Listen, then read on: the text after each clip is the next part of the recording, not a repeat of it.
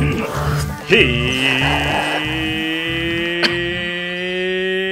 4:20 somewhere right now. That somewhere is right here. So hello and welcome to the Cannabist Show. I'm producer Vince, and here's your host, Ricardo Baca. Vince, thank you so much, dude. Thanks for that. And to everybody watching today, welcome to the Cannabist Show, where we talk about all things weed. That's all things. That is the serious marijuana news and the not always serious stories as well.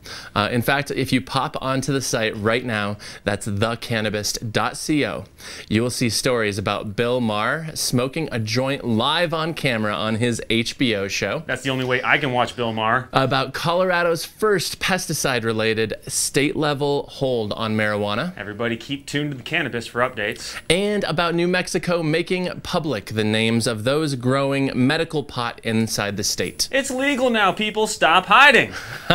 So, as you've heard, producer Vince is here in the studio with me today, along with a great crew. Vince, how are you doing today? Ricardo, I have been great, brother. I appreciate you asking. It's great to be back in here, and I love seeing that big, beautiful, blown-out set behind you this week. It looks so good. How have you been, dude? No doubt, man. Great job. This is, you know, if you watch the show, you know that this is a very new set. Props to producer Vince for making this happen. It looks great. And if you're listening to the show on the podcast, check out our Instagram at Cannabist CEO to have a look, because Vince will post a picture up there very soon. It looks great. Very proud. So, Vince, it's time for the Week in Weed. Are you ready for this? I was looking for my phone to post to Instagram, but I guess I can take a break and be ready for this Week in Weed, dude. Okay. All right, man. We are starting this Week in Weed in Utah. And I love that one of the nation's most important medical marijuana debates right now is happening right in the heart of Mormon country. Doesn't get better. You know, the church is a very big part of this conversation there, Vince. Utah lawmakers are, right now, they're being asked to consider a broad medical cannabis plan that faces a key vote this week in the state's legislature.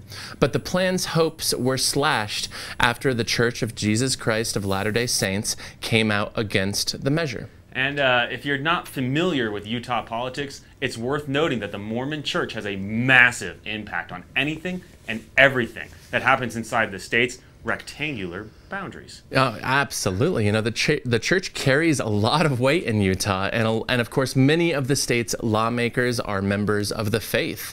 So while the church has previously come out against a medical marijuana measure, it eased up on it after legislators altered the bill so it would ban smokable cannabis and focus instead on edibles and THC oils meant for vaporizing. And on Monday, Utah state senators gave preliminary approval to the proposal. If it passes in the Senate, it'll move on to a vote in the House. And one of my favorite parts of this story is the changing tide in very religious Utah. And now some are asking State Senator Mark Madsen, and he supports the medical pot initiative, if this will inevitably lead to recreational cannabis in Utah. To which Madsen said, quote, "This is Utah. It is not inevitable." Nothing is inevitable in Utah, dude. And that's a state that shares more than 300 miles of state line with free America, a.k.a. Colorado. Now, elsewhere in the Week in Weed, Vince, the U.S. Cannabis Cup says it is moving from its longtime home near Denver to a small steel town in southern Colorado. And when you broke this news earlier this week, Ricardo, I think everyone in the Colorado cannabis industry collectively lost their shit. It's always been assumed that the largest cannabis cup in the world would always take place right here at Ground Zero in Denver. But maybe not? Maybe not. High Times is telling me definitely not. In fact, after the Cup's Denver area permit was rejected by the Adams County Commission last week, organizers pounded the pavement in search of a new venue. And they found one called The Yard, just east of Pueblo, which is about 2 hours south of Denver. But wait, didn't the Pueblo County government tell you things hadn't been finalized yet? Absolutely. Now, High Times told me it's a done deal. So did the property owners who are leasing the land to the event. But Pueblo County's Planning and Development Department told me that parts of the application need to be revised and resubmitted. Now, you can follow the Cannabist on Twitter, Facebook, and Instagram to find out where the cup is ultimately going to land. But if you're thinking that Pueblo is the worst possible place for such an event, you might not know Pueblo very well. I know, you know. Well, Pueblo is definitely closer to the New Mexico border than it is Denver.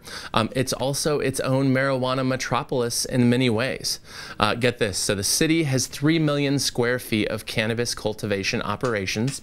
The city has also given more than $8 million in incentives to fund a hemp oil processing plant and other marijuana businesses. And residents there not only voted yes on Amendment 64, which legalized recreational pot in Colorado in 2012, but they also voted yes on a first-of-its-kind college scholarship funded entirely by weed taxes. By weed taxes. So Pueblo might be inconvenient, but it still makes a lot of sense to have the Cannabis Cup there. Exactly, Vince. Now, let's bring on our first guest, who is making his first appearance on the Cannabist Show. This guest believes that machine-rolled cannabis cigarettes are superior to pre-rolled joints, marking an interesting meeting place of normalization and commercialization. It's my pleasure to welcome Chris Connors to the Cannabist Show. Ricardo. Hey. How are you? Good to see you, man. You as well. I haven't seen you in about a year and a half, almost two. It's been a while. Yeah. It's been a while, right in the beginning when everything was going crazy. I know. Everything started. Oh my God. Well, it's been too long. Fantastic to have you on the show, our first show with a new set. Thank you. So, sativa or indica? Let's start with the real hard questions first. So actually, this certain brand right now, this specific cannabis cigarette is a hybrid. Oh, I want to know what you prefer. Oh, what I prefer? Yeah. I prefer indica. I'm an indica man. Indica. Yeah, you Nice. don't hear that much. You don't. We've been No. asking this question of all of our guests recently, and sativa's definitely up. Yeah. All right, so now we're ready to talk about your brand. And in fact, the last time I talked to you, we were talking about cannabis cigarettes. So now you're out with this new product, Highlands Cannabis Cigarettes. You just dropped off the 10 here. Get a close-up shot of that.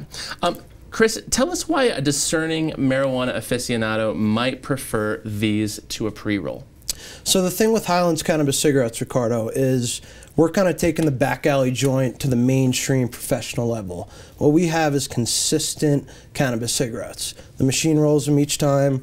We get about 0.7 in each cannabis cigarette, a 1/4 ounce in a 10-pack tin. We have all natural, organic, and unbleached paper with a biodegradable filter that has a 4-week lifespan. So after properly disposing of your cannabis cigarette, it will gently disappear within 4 weeks. This specific tin right here, we launched with Buddy Boy about a month and a half ago, Buddy Boy Brands. Sure, So big shop group in Denver. So. Exactly, great team. Little shout out to Randy, by the way. Really cool guys over there. We went into their new store on South Federal, and we brought our machinery, we brought our engineers, our tins, our tubes, everything. And we went in there and we processed 100 cannabis cigarette tins, and we put them on their shelves. They sold out in about a month and a half. Now, it was only medical in that store. This is more of a recreational product. It's a cannabis cigarette. We've been revolutionizing it for 3 years now. It's been R&D, so we've taken it from, you know, regular cigarette filter, regular bleach paper, to where it is now, where you see that translucent paper almost. It looks like a raw paper almost. Sure. So we're very excited about it. We're excited to get it to the market. Everyone's been telling us great things about it. They burn very slowly. The thing with pre-rolls is, you know, they're not consistent. With pre-rolls, you'll find that they'll either run down the side or some of them won't even hit. So with us, we saw a real niche in the industry that nobody was doing yet. So we came in and we processed this. We have 4 mega machines right now, and we're really excited about it. Yeah, it's interesting. I mean, you're certainly right in that not all pre-rolls are created equal. Exactly. Some burn better than others, and you and I talked about this last time we were talking about this product, a related product. It's, you know, there is something to be said about the consistency of machine rolling, basically jazz cigarettes, as Kerouac used to call them. But you sell these cannabis cigarettes, but I want to talk about the iconography of the cigarette, and of course that's long associated with tobacco. Do you think that triggers a negative reaction in people who might prefer marijuana? You know, since it's been 3 years in the works right now, we've taken it to kind of the next level. We have heard from some people that they do not like the cigarette word. Sure. But what we're doing is, as the industry is becoming so mainstream now and becoming very professional with major brands coming in, we wanted to start something before the major tobacco companies came in and, kind of took over this niche in the industry. We wanted to build that, and it's great for us. People are loving it. We've heard great feedback about the cannabis cigarette, because everyone's been waiting for the cannabis cigarette to come out. It wasn't an idea that we just came up with. It's been around for hundreds of years, but we executed it first. I would imagine people are surprised when they see somebody take a pull off a weed cigarette and suddenly it's marijuana smoke coming out of their mouth and not tobacco smoke. Exactly. That's kind of a surprising interaction. Go ahead. It's the same kind of pull. It looks exactly like a cigarette, besides the beautiful natural paper that we have, that we actually have exclusive rights on with that paper, so no one else in the world will be able to get the paper that we have. And it's got that same feel. It's great for people who smoke regular cigarettes, who want to try something different. Our CBD blend, which will not get you high, but will have the benefits of the plant in it, and have that same feeling where maybe somebody could kick a regular cigarette and turn into a more natural product. Man. Well, I know you're looking to expand into other states. It's kind of an unofficial theme of this show. We're going to talk about it some more with our next guest as well. But I want to hear about your business model in particular, because it's interesting. It's one that involves your packaging, your marketing, and maybe another company in another state's plant material. So how might that work? So, Ricardo, we're a marketing and packaging company. We have these mega 1,000-pound machines that, for example, we go into an OPC after we make a deal with someone. An OPC, break it down. So an OPC, an optimal premises, it's a grow license. Yeah, exactly. A grow. It's a grow license. So we would come in there after deciding on a certain number of packs. So let's say that grow said, Chris, we want you to come in and make 1,000 packs. We get $750 for the packaging fee. We do not participate on the retail end of it at all. They supply the marijuana to us. So we go into their grow with our machinery, our engineers, our tins, our tubes, sales team, marketing. We supply everything, and the grow supplies the compliant space, the compliant licensing, and the marijuana itself. So the product is, the marijuana and the product will be from that grow, and they'll be selling it on their shelves. So it's up to them on what kind of product they want to give us. We can make sativa tin, indica tin, hybrid tin. What we do is we put that company's sticker on that tin. If they localize it. Exactly. If they would like to make a customized tin, there's a minimum order quantity of 20,000 tins, where our artists will come in and design a complete brand new tin for them that they could have on their shelves.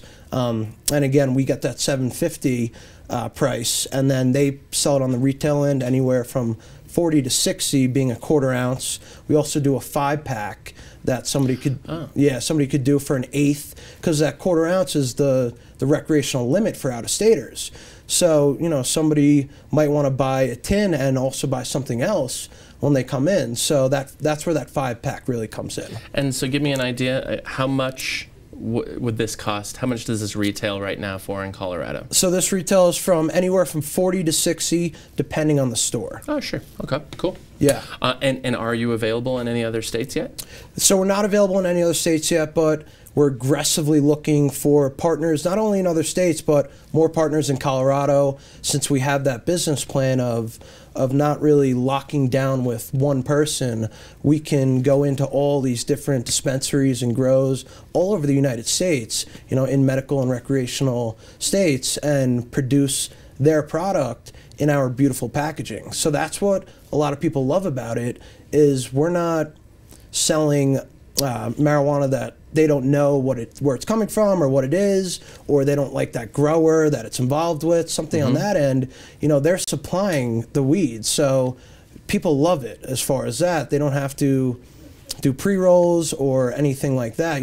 We like to say GM and Chrysler didn't move to machinery because it was inconsistent. They moved to machinery because it was consistent, and that's kind of how we're looking at this. So we're talking with other partners in other states, but we're very interested in talking with new people. After this, I hope some people will give us a call after the show. You know, we're aggressively looking for new partners. That's an interesting model, and I look forward to keeping up with it. We're going to catch up some more here in a few minutes. Thank you, Ricardo. But thanks for coming on the show. We're going to talk some more. Definitely. Don't move yet. Now, before we introduce our next guest, I am going to throw to our very own patriarch of pot, Professor Pat, for this week's entry in the new Cannabist lexicon. Cone. The European style of joint, which is slightly conical rather than straight, getting wider towards the end. Most cones also include a rolled paper crutch, which works to keep the weed from falling out the small end, but also helps aerate the joint so the resin doesn't cake the end shut. In Amsterdam and many other places around Europe, smoking joints with pure cannabis is rare. Most locals will be found with a mix of cannabis or hash and tobacco. Quote, I hate when you roll those pinner joints. Let me show you how to roll a proper cone instead. Thank you for that, Professor Pat. On to our next guest, who is making his second appearance on the show. He runs MMJ America brand of cannabis stores in Colorado, and he's expanding. I'm psyched to welcome Jake Salazar to the Cannabist Show. Jake, what's up, man? Welcome back. What do you think of the new set? It's gorgeous. It's gorgeous. Got some horizontal panels in there. It's very zen. I like it. It is zen, yeah. Vince killed it. Jake, I don't think we were asking this question last time you were here. So, sativa or indica? Unlike my friend here, I'm a sativa guy. But generally, anything that gets me super high. Super high. Well, I know you are a fan of the very high percentage strains of marijuana, so that makes sense. Jake, you're in Denver, you're in Boulder, you're almost in Las Vegas. I want to talk about Nevada. How are things going out there? The medical rollout is happening. What's interesting about what's going on in Nevada right now that you can share with us? Well, the rollout is it's going smooth. You know, there's not a whole lot of there's not a lot of problems. Guys are kind of opening at their own pace. But I think everybody's really focused on what's going to happen in November. Sure.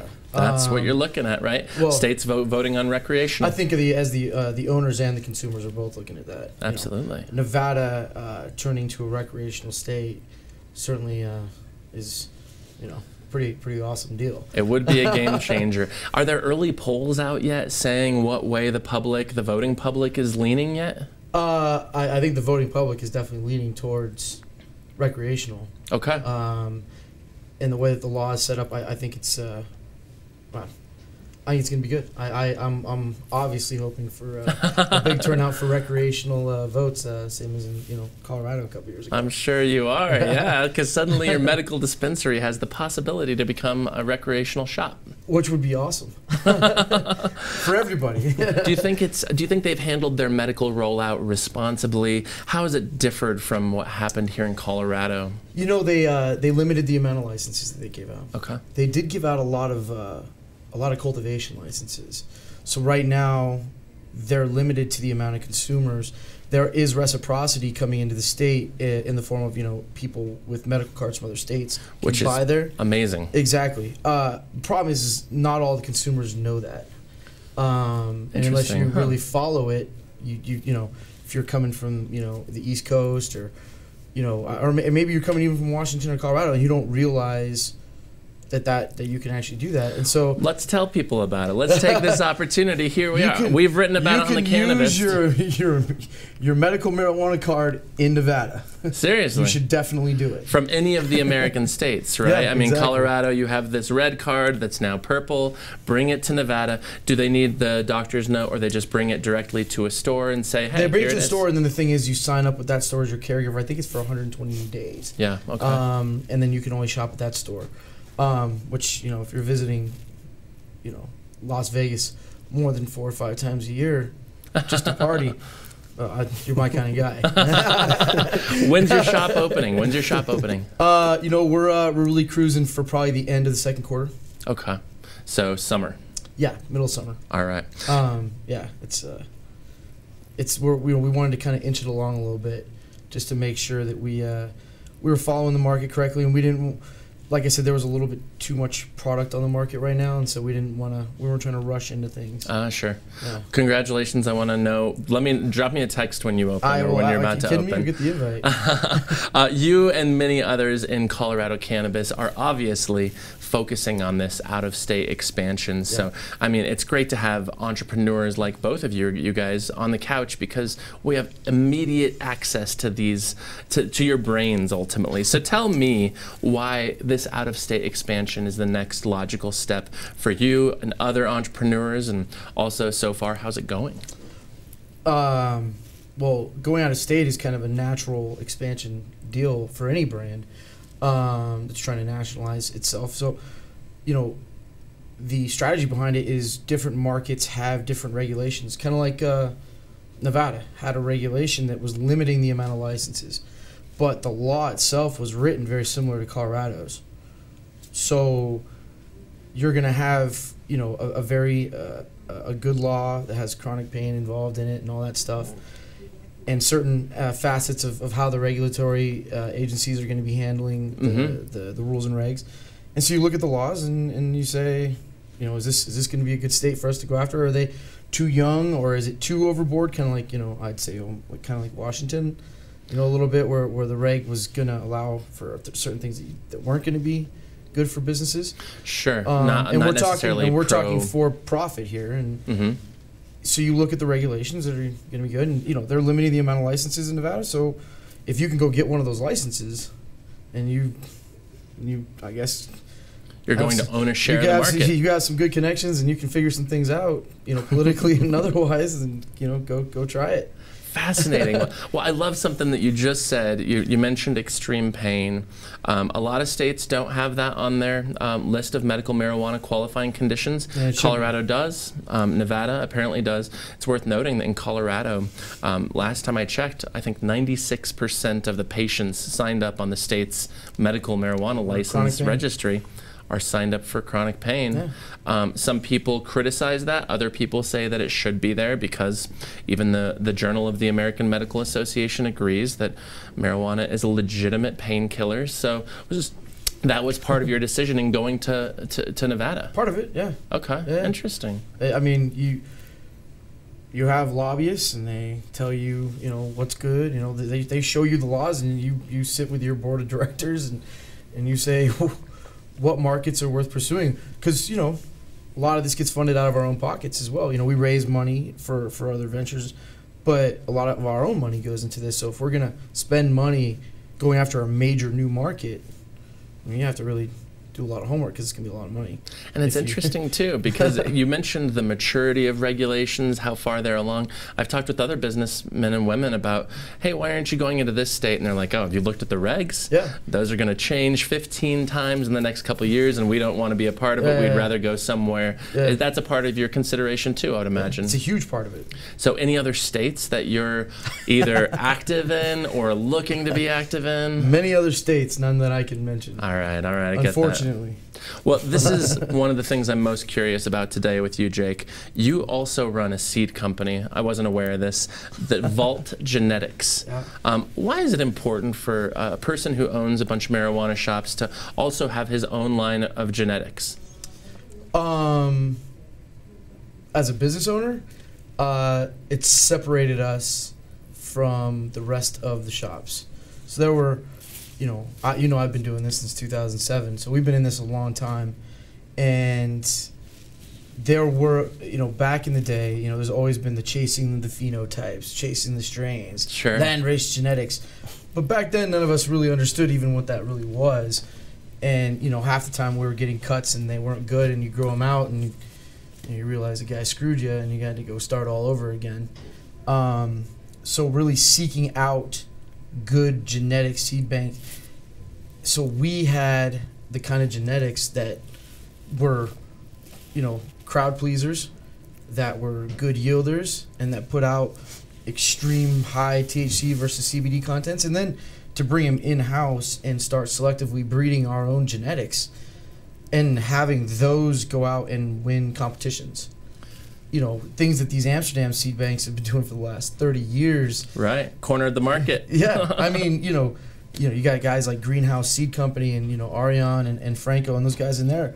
Unbelievable, you know, how much they've done in an illegal market. But I mean, if you want to know about genomic science, about cannabis, you can talk to these guys and they can pretty much tell you anything you want to know. And I guess it makes sense. If you're selling the product, why wouldn't you want to also be the source that you and others are getting that initial product from? Right. So I guess it makes sense. Well, there weren't a lot of guys doing that at all in Colorado.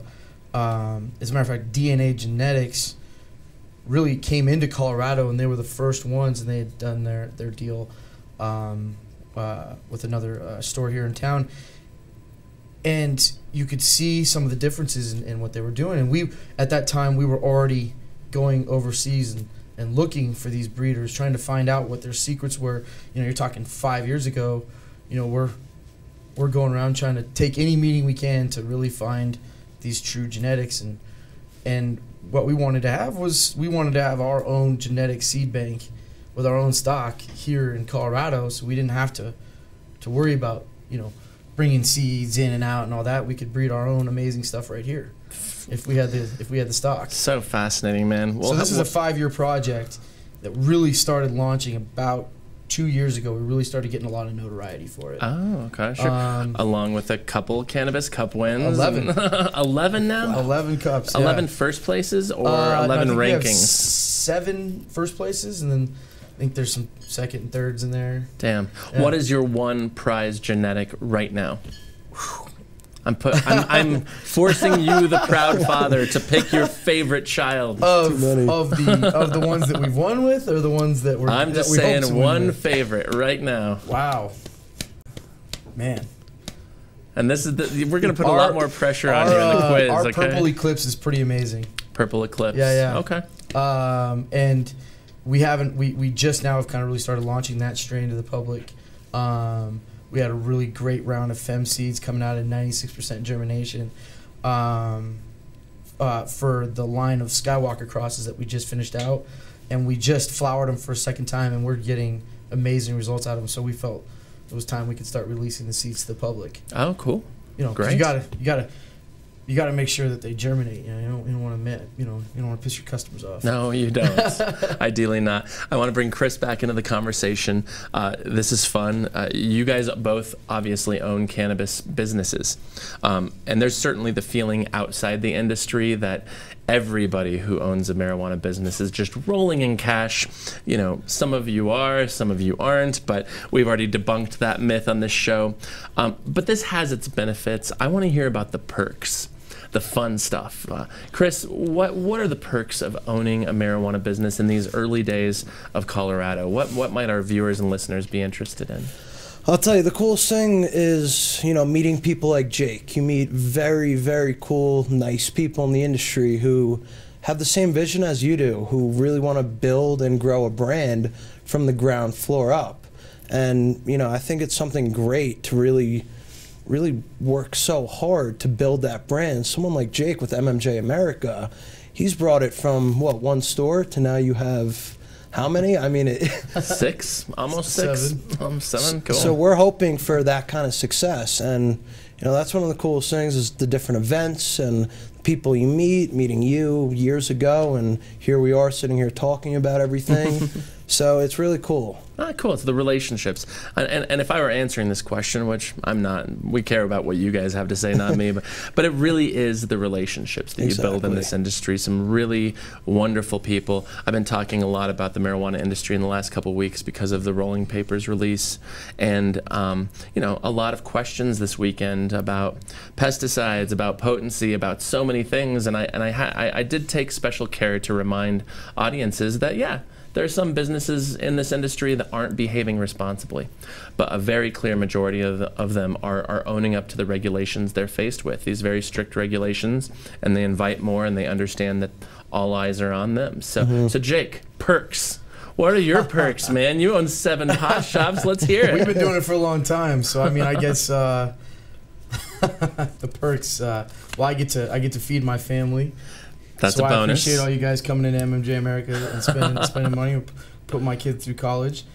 But you know, the other perks are, you know, I'm a big movie and a music lover. Oh, cool. Pretty much just about anything but country. And you know, we get a lot of really neat people from the entertainment industry that I bet you do. we get to that we get to meet. You know, people that I never thought that I would ever rub shoulders with, let alone smoked a joint with, and hung out, and then continued to hang out with, and built those relationships with some very, very cool individuals that I've looked up to, you know, when I was a kid. So Sure. you get to actually hang out, you know, anything from, and I'm not saying I smoke weed with like state senators, but I, you know, in my job, you do rub shoulders with a lot of politicians, guys that have done a ton for the community. So you know, on one side, I get to hang out and talk politics, real politics around marijuana legislation. Yeah, with some policymakers. amazing policymakers, guys that are very well respected, have done a ton for the communities, and then, you know, that same day, could cross town. I have a, you know, meeting for marketing, and I could be, you know, sitting there with God knows who, you know, from. Well, tell us who, Jake. This is what we want to know. I mean, Start naming names, my friend. those are the people that come into our stores. Will see the pictures on the walls. I mean, Who have you gotten high with? Who have you given weed to? That's pretty exciting. I've never given weed to anybody. Hey, it's legal to share. No, you're right. No. I've definitely gotten high with Snoop, which was super cool. Warren G. Warren G. Awesome. Definitely got to hang out with Sharon Stone. That was Sharon Stone. that was wicked, man. Oh, that's fantastically surprising. I wouldn't have expected you're going to say her name. Yeah. Charlie Murphy, who's my boy. I love Charlie Murphy. That guy's so much fun to kick it with. Guys from Earth, Wind, and Fire. R.I.P. Didn't we just lose? Yeah. Was it? Terrence. Yeah, he did just One die of like the 2 guys. weeks ago. 2 weeks ago. Yeah. Yeah. Philip Bailey, though, is one of my favorite artists in the world, and he's actually from Denver. A lot of people don't even realize that. Denver represent. Yeah, and so I've got to meet those guys. War, Mickey, Avalon. We were just talking about him. guy's crazy. But I mean, yeah, you get to meet these really cool people that you just never thought you would, you know, share the same air with. Sure. And so you're asking about the perks, those, you know, coming up the way that we have, I guess, and you know, I guess they come in and they hang out. And I think it's cool that both of you guys, it really is all about the people. Mm-hmm. And I know both of you personally, and I also know that the plant and seeing the end of prohibition, at least in certain parts of the country, must be, you know, at the top of your list of things that you've ever been able to be a part of. It's like the I mean, who would have thought when we were growing up that we would be, you know, CEOs of major cannabis companies? And I talk about this with my partners, and it's just, I mean, it's great. You know, it's a ton of work. Another thing you have to look forward to if you're in our position is payrolls, payroll taxes, a lot of stress, a ton of making sure you're up on your regulatory issues. You've got regulatory people to handle those issues, that know what they're doing, and really awesome conversations with the IRS, the EPA, and the Federal Reserve. Right, really great stuff. I mean, those are the things you definitely, you know, those are day to day, and that is day to day business stuff. I mean, you are going to be dealing, if you're the owner, you're going to be dealing with all those issues. So you step out of a super stressful day, and you get to go do some fun things. But half the time, you're sitting there do those fun things, and you're thinking about what just happened or what you're gonna have to go do. Gonna dial up Sharon. Hey, Sharon Stone. Yeah, Jake. I got some stuff for you. Let's hang out. You guys, it is time for the pot quiz. So we're gonna move it in that direction. Chris, we're starting with you. Rules are fairly simple. So if Chris, you get the wrong answer, Jake has the opportunity to steal, and vice versa. So, here we go. You ready, Chris? I'm ready. All right. Earlier, Vince and I talked on the Cannabis Cup moving away from Denver. Name the Pueblo-adjacent locality that organizers say will host this year's Cup. The Yard? Not the venue, but the locality. Oh, Pueblo. Lamar. It's next. You don't want to give this away until he steal it already, bro. He said it wrong. Come on, Jake. All right, name the Pueblo adjacent locality or town. Lamar. Jeez. Oh, bad. I thought I was stealing it. All right, you get Lamar, but you don't get the point. He got some credit. That is not right. Okay. Oh, what is it? It's not right. So Jake for the steal. Now you get a second guess how this works out. So. Hey, thanks for that. So name the Pueblo adjacent locality that organizers say will host this year's Cup. Pueblo adjacent locality, and this is a city name? Yeah, it's a locality, it's a town, it's what you'd write on an envelope if you were sending an email address out to the yard. What is out east of Pueblo? There's Lamar, there's Otero. All right, your time's up. I have no idea. Vineland. I would have never guessed that. Vineland. That doesn't sound familiar. I'm a Colorado native. I've never heard of that shit. I'm from Boulder.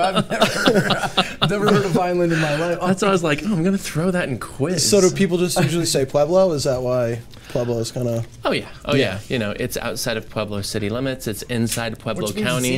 It's in Vineland. Yeah, it's even further than Pueblo. If you're planning... Hey, we need to bring it back to Denver just so we're all clear. Yes. Back to Denver. I agree. I know. Denver adjacent, though. I think a lot of people agree with that. As long as Denver is in that sentence. Denver adjacent, that's fine. And it's worth noting that Jake's company sponsored the Cannabis Cup last year. Yes, we did. All right, Jake, question number 2. Americans for Safe Access released its 2016 annual report recently, grading states' medical marijuana programs. Name one of the 3 states that topped the organization's ratings with a B+ grade. So 3 states tied with a B+, and that's the best grade given.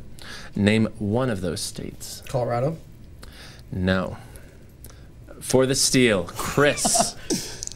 This is Americans for Safe Access, and they're grading states' medical marijuana programs. Ricardo, I'm going to go with...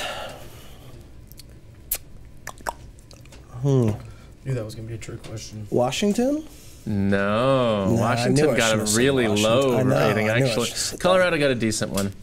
The 3 states that got the B+, California, Illinois, New Mexico. New Mexico. And basically what they did was they have this giant graph where they give a state its own line and then go down with all of the conditions.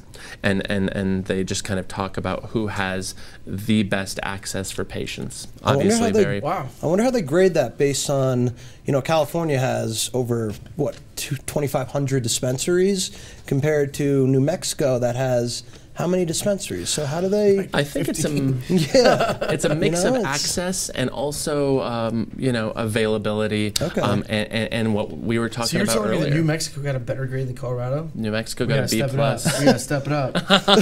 What's up, New Mexico? Well, the U.S. Cannabis Cup is almost in New Mexico. I'm gonna go spend some time in New Mexico. We're gonna figure this out. All right, going back to Chris for this next question. Name the noted author and marijuana activist who is also a Washington State resident and a member of the board of National Normal, who took a selfie of he and the rest of Normal's board in front of the White House this week. Ooh. I feel comfortable giving you both a hint on this. I think I know. He might be the most famous member of the Normal board of directors. I think I got this one. Strumble? No. No. Moving over to Jake. D'Angelo? No, not D'Angelo. But I wouldn't be surprised if he's on there. But the guy who posted the selfie is travel book writer Rick Steves. Rick Steves. You ever read any of his stuff? No. He has a PBS show every week. He writes guidebooks about Europe. And he is one of the most important voices in cannabis legalization right now. Oh. Yeah, fascinating. I need to meet him. As are you, Ricardo. Well, you're too kind. All right, so if we get quiz on his show, we'll definitely drop your name. So exactly. I'm sure Vince is keeping score over here. And the last question. I think we're 0-0, right? I'm having an easy time with this one. Jake, you have the opportunity for a win, it sounds like. Make it a good question. But if you get it wrong, it can be a steal. So Jake, here is the question. Entrepreneur Alan Gertner recently wrote a piece for the Globe and Mail newspaper about quitting his job at what tech giant so he could start a cannabis company? Apple. Good guess, but wrong. No? Chris. Microsoft? Oh my gosh. No? Is this a goose egg show? Oh man, God, we Jake. got goose egg. This was a tough quiz. I apologize. I wrote this Yeah. quiz. Producer Dane is out sick, and I wrote this. It is Google. He left You know what, Google God, to start. I read that article. I Yeah, don't a know lot why of I went people straight for- posted it in the last couple days. I actually read that article. I feel kind of like a horse's ass right now. Well, go I back. went straight for Apple. It kind of sounds like Google. Can we get another question so we could break this? I'd have to think of Time one off for the you to top of arm- my we can arm head. wrestle? Yeah, we'll arm wrestle after the closing credits. Actually, maybe we'll bring this thing out right during the closing credits. But I do want to say thanks to our guests, Chris Connors and Jake Salazar, and thank you to all of you for watching, listening, telling your friends about the Cannabist Show on iTunes and Stitcher and everywhere else. I'm Ricardo Baca, joined by producers Vince, Pat, and Katie. Have a great day, everyone, and we will see you next week. I'm allowed to lose. Guys, good I'm work. all in, I'm calling any posse you'll be raising at the end. I say it again. Ain't afraid to get in. I'll be going for the jackpot with aces in my hand. I'm raw.